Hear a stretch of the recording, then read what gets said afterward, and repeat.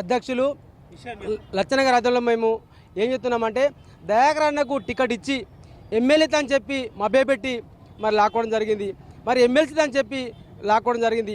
దయచేసి రేవంత్ రెడ్డి గారు మనసున్న మహారాజు మా అద్దంకి దయాకర్ గారికి మా కుల సమాజంలో మన మంచిర్యాల జిల్లా నుంచి మేము ఏమెంత రిక్వెస్తున్నామంటే మాకు రేవంత్ రెడ్డి గారు మళ్ళీ మా దయాకర్ అన్న గారికి మంచి పదవి ఇస్తారు, మంచి పదవిలో ఉంచుతారని మేము ఆశిస్తూ ఈరోజు కార్యక్రమం చేస్తున్నాం.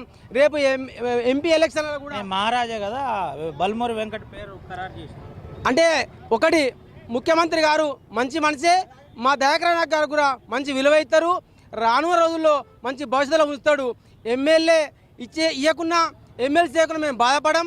మరి ఎంపీ టికెట్లో కూడా ఏమన్నా అవతవకలు ఉంటే కూడా మేము కాంగ్రెస్ పార్టీని కూడా మరి ఓడగొడతాం. దయాకర్ను మంచి విలువలో ఉంచి చేస్తే మా మాల